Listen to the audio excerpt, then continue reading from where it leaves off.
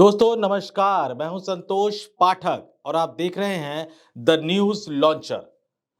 भारत जैसे लोकतांत्रिक देश में प्रधानमंत्री के पद को फर्स्ट अमोंग इक्वल की संज्ञा दी जाती है, यानी एक मंत्रिमंडल और उस मंत्रिमंडल में प्रधानमंत्री नेतृत्व करता है। भारतीय लोकतंत्र की एक सबसे बड़ी खासियत यह भी है कि यहां पर विपक्ष यानी जिनके पास सदन में संख्या कम होती है सत्ता पक्ष के मुकाबले, उनकी आवाज को भी उतनी ही तवज्जो दी जाती है, उतना ही महत्वपूर्ण स्थान दिया जाता है जितना सत्ता पक्ष के नेताओं को, मंत्रियों को और सांसदों को दिया जाता है। और यही भारतीय लोकतंत्र की खूबसूरती रही है कि सिर्फ 4 लोकसभा सांसदों के बल पर एक जमाना वो था जब अटल बिहारी वाजपेयी तत्कालीन प्रधानमंत्री जवाहरलाल नेहरू की सदन के अंदर खुलकर आलोचना किया करते थे और नेहरू बाहर निकलकर उनकी तारीफ किया करते थे। जबकि अटल बिहारी वाजपेयी घोषित तौर पर विपक्ष के नेता नहीं थे। दौर बदला, लोकतंत्र की परंपराएं बदली, लोकसभा में विपक्ष के नेता को एक मान्यता दी गई,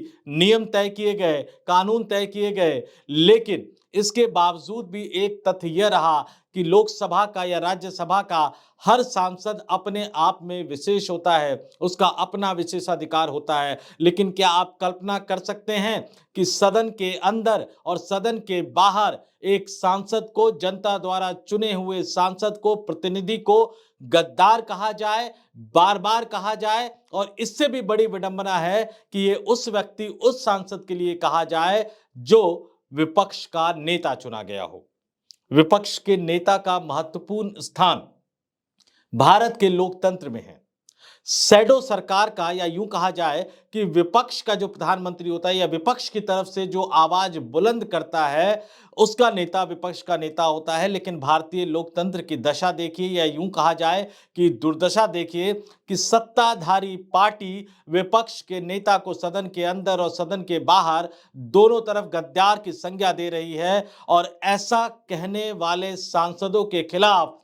जब कांग्रेस के सांसद विशेषाधिकार हनन का नोटिस देते हैं तो उसको भी स्वीकार नहीं किया जाता है। राजनीतिक आरोप प्रत्यारोप अपनी जगह है, लेकिन लोकतंत्र की गरिमा बची रहनी चाहिए, ये देश बचा रहना चाहिए। क्या है ये पूरा वाकया? देखिए, जैसे जैसे विपक्षी दल, खासतौर से राहुल गांधी, जिन्होंने सिंगल पॉइंट एजेंडा बना रखा है अदानी को एक्सपोज करने का, सदन के अंदर,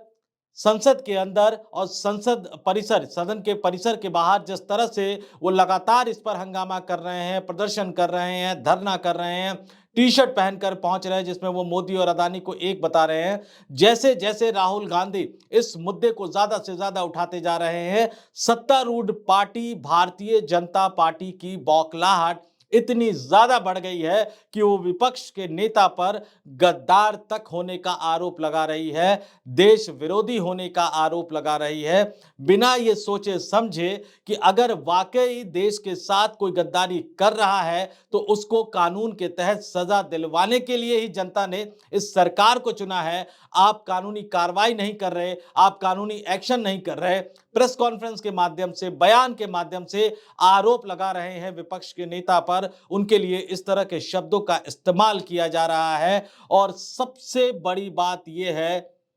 कि इस पर कोई कानूनी कार्रवाई नहीं की जा रही है। सरकार आपकी है, अगर आपको लगता है कि वाकई ऐसा किया गया है तो एजेंसियां आपकी हैं।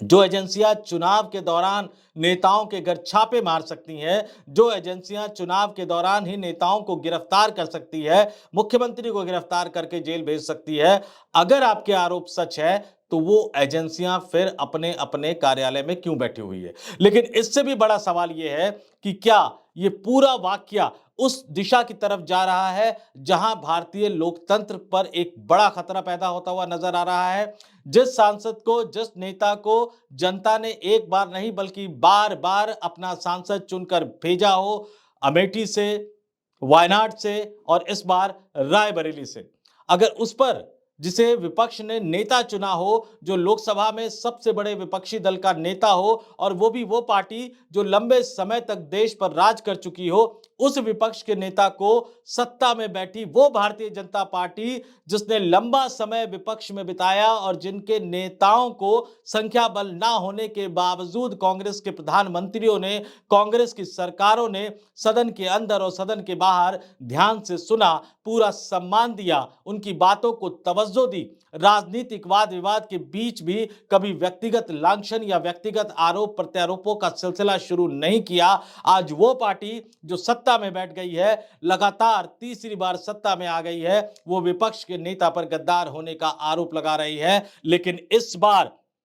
राहुल गांधी को गद्दार बोलकर मोदी के सिपाही, प्रधानमंत्री नरेंद्र मोदी के सिपाही फंस गए हैं। और अगर संस्थाओं ने ढंग से काम किया, नियमों के तहत काम किया, या मैं यूं कहूं कि अगर लोकसभा स्पीकर ने लोकसभा की गरिमा, लोकसभा का मर्यादा, लोकसभा के नियमावली का ध्यान रखा, तो शायद इस बार मोदी के सिपाहियों को माफी मांगनी पड़ सकती है या उनके खिलाफ कार्रवाई तक हो सकती है। क्या है ये पूरा वाकया, ये तमाम चीजें हम आपको एक एक करके बताएंगे। पहले ये देखिए, स्क्रीन पर आपको नजर आ रहा होगा भाजपा के राष्ट्रीय प्रवक्ता जो कि लोकसभा सांसद भी है उड़ीसा से, उनकी प्रेस कॉन्फ्रेंस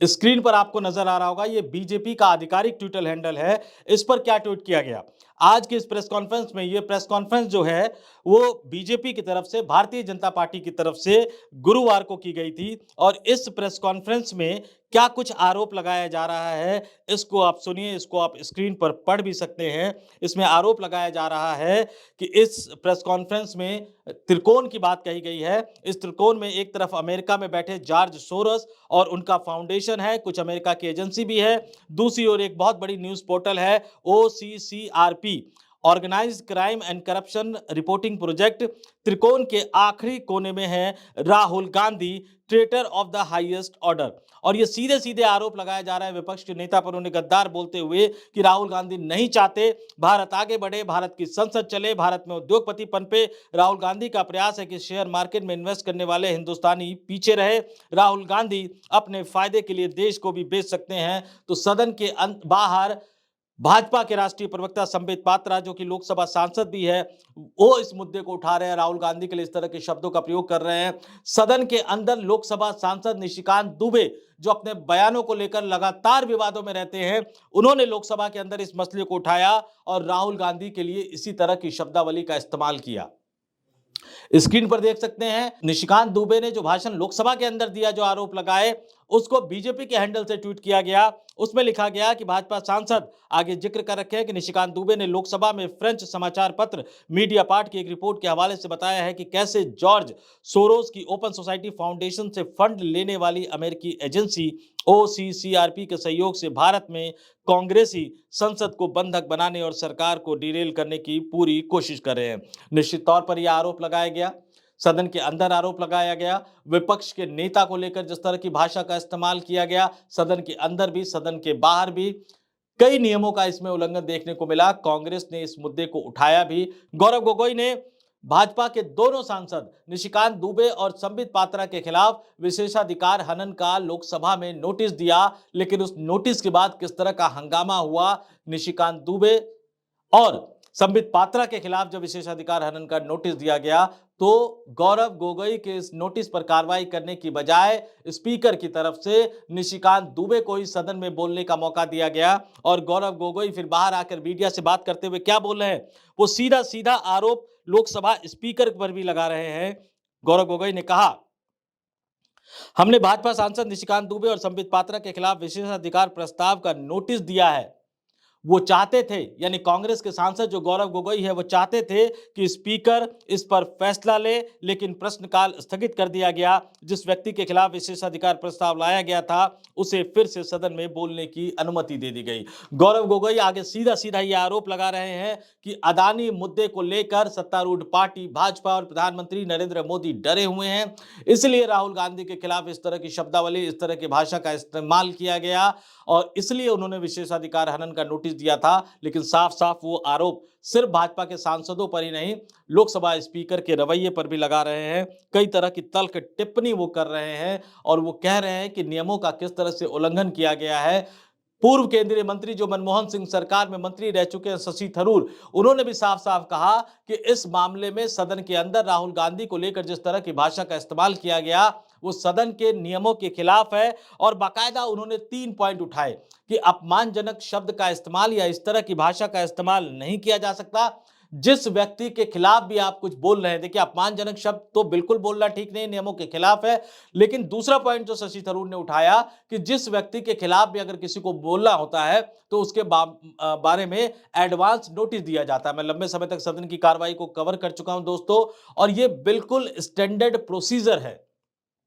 इससे पहले कई बार कांग्रेस के सांसद जब इस तरह के मुद्दे को सदन के अंदर उठाते थे तो यही निशिकांत दुबे, रविशंकर प्रसाद, जगदंबिका पाल जैसे तमाम सांसद खड़े होकर कहते थे कि अगर आप किसी व्यक्ति के बारे में बात कर रहे हैं तो उसको पहले एडवांस नोटिस दिया जाता है। लेकिन यहां राहुल गांधी को गद्दार तक बोल दिया गया, लेकिन यहां कोई एडवांस नोटिस की बात नहीं कही गई। और तीसरा पॉइंट जो उन्होंने दिया कि कोई भी सांसद किसी दूसरे सांसद, मैं विपक्ष का नेता तो बहुत बड़ा पद हो जाता है, आप सांसद के विशेषाधिकार का भी उल्लंघन नहीं कर सकते, विशेषाधिकार का भी हनन नहीं कर सकते। भारतीय संविधान के मुताबिक सांसदों को विशेषाधिकार मिला हुआ है और उस विशेषाधिकार की रक्षा करने की जिम्मेदारी स्पीकर की होती है, जो कि सदन का कस्टोडियन होता है।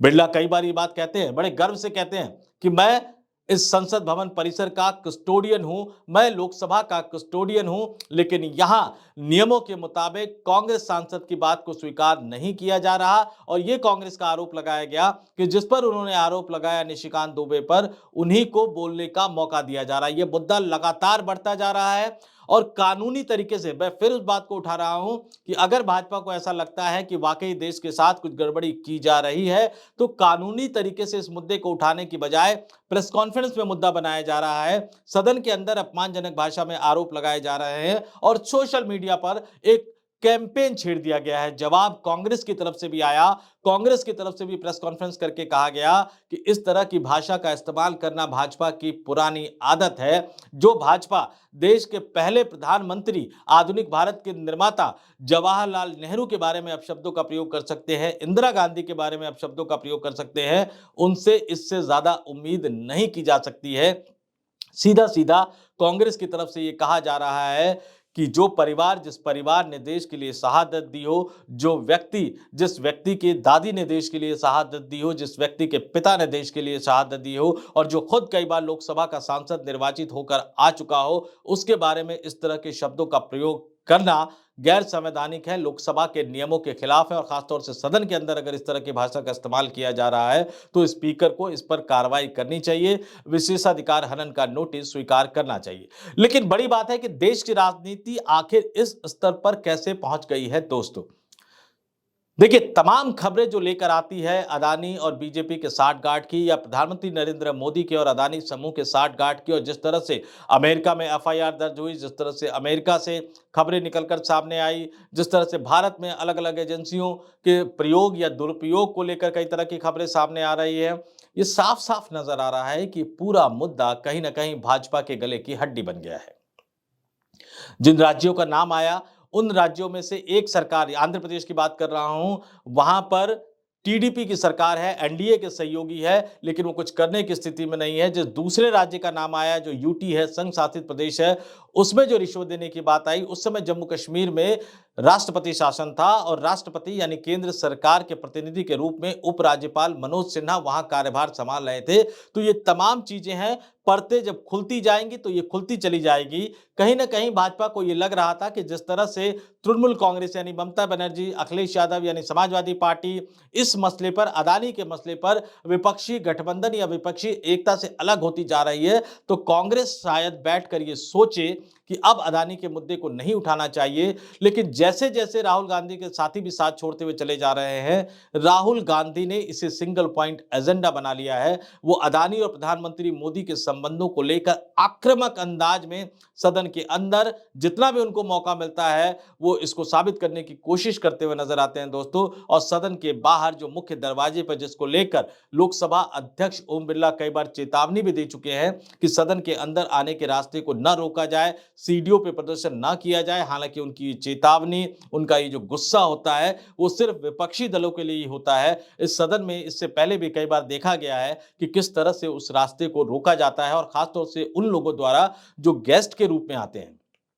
जो सदन की कार्रवाई देखने के लिए आते हैं। उसमें बॉलीवुड के बड़े-बड़े स्टार रहे हैं, कई बड़ी-बड़ी हस्तियां रही हैं, वो भी कई बार इस तरह की कार्रवाई जो सदन के बाहर जो जिस दरवाजे की बात हो रही है वहां पर मीडिया से बात करते हैं, रास्ते रोकते हुए नजर आते हैं। लेकिन ये जो हिदायत है वो स्पीकर साहब की तरफ से सिर्फ विपक्षी सांसदों को दी जाती है। सवाल ये उठता है कि अब इस मामले में आगे क्या होगा। देखिए, सीधा सीधा नियमों की बात करें, अगर हम सदन के नियमों की बात करें, हम लोकसभा के एसओपी की बात करें, लोकसभा के प्रोसीजर की बात करें, तो जिन नियमों का, जिन तर्कों का हवाला शशि थरूर ने दिया और जिन नियमों का हवाला देते हुए कांग्रेस के सांसद गौरव गोगोई ने विशेषाधिकार हनन का नोटिस दिया, अगर उन नियमों के आधार पर सही तरीके से, निष्पक्ष तरीके से कार्रवाई होगी तो निश्चित तौर पर मोदी के सिपाही फंसते हुए नजर आएंगे। लेकिन यहां एक बात जो सबसे बड़ी निकलकर सामने आ रही है कि जिस तरह की राजनीति का दौर चल रहा है दोस्तों, इस बात की संभावना बहुत कम है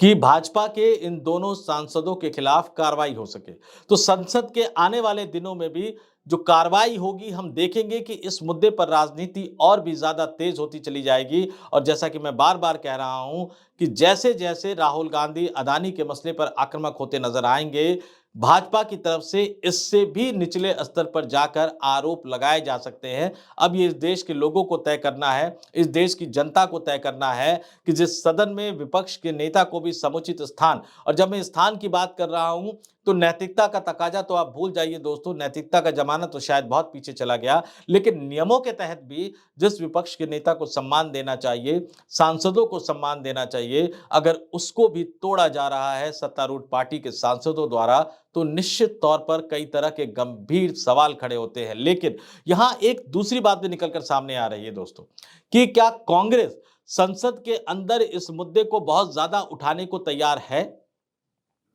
हमने और आपने कई बार यह देखा है कि राहुल गांधी के मसले पर, गांधी परिवार के मसले पर कांग्रेस के नेता 1 2 दिन 3 दिन हंगामा तो करते हैं, लेकिन बाद में पता नहीं क्या वजह होती है, आखिर कौन सा दबाव उनके ऊपर होता है कि कांग्रेस के वो नेता बैकफुट पर आ जाते हैं और गांधी परिवार और राहुल गांधी अपने आप को कई बार असहाय की स्थिति में पाते हैं। हमने कई धरने प्रदर्शन के दौरान संसद भवन परिसर के बाहर विजय चौक पर इस तरह के दृश्य देखे, जब पुलिस के घेरे में अकेले नजर आते हैं, असहाय नजर आते हैं। अभी हमने देखा जब संभल जाना चाहते थे राहुल गांधी, प्रियंका गांधी, तो वहां भी अगर आप देखेंगे कांग्रेस कार्यकर्ताओं की भीड़ को, तो आपको लगेगा कि कांग्रेस के जो तमाम नेता हैं या कांग्रेस के जो तमाम फ्रंट है, जब मैं फ्रंट की बात करता हूं तो महिला मोर्चा, यूथ कांग्रेस, एनएसयूआई, ये तमाम फ्रंट कहां होते हैं? इनके महासचिव कहां होते हैं? केसी वेणुगोपाल साहब कहां होते हैं? और अब तो बगल की सीट मिल गई है उनको। तो आने वाले दिनों में जब संसद का अगली जो कार्रवाई शुरू होगी सोमवार से, तो क्या कांग्रेस इस मुद्दे को और ज्यादा जोर शोर से उठाकर वाकई किसी अंजाम तक पहुंचाने की कोशिश करेगी? क्योंकि ऐसा अगर नहीं हुआ तो फिर उन्हें तैयार रहना पड़ेगा कि भाजपा की तरफ से, जिन्होंने शब्दों की मर्यादा भी एक तरह से छोड़ दी है, जो कानूनी कार्रवाई करने की बजाय सिर्फ शब्दों के जरिए विपक्ष के नेता तक को बदनाम करने का कोई मौका नहीं छोड़ रहे हैं, देश के पूर्व प्रधानमंत्रियों तक को, दिवंगत प्रधानमंत्रियों तक को बदनाम करने का कोई मौका नहीं छोड़ रहे हैं, वो इस स्तर पर जाकर रुक जाएंगे, इस बात की संभावना बिल्कुल ना के बराबर है। तो राहुल गांधी को और कांग्रेस के नेताओं को इससे भी निचले स्तर के शब्द और आरोपों को सुनने को तैयार रहना चाहिए, अगर वो अपनी लड़ाई को किसी अंजाम तक नहीं पहुंचा पाते। दोस्तों, इस वीडियो में फिलहाल इतना ही। मुझे दीजिए इजाजत। नमस्कार।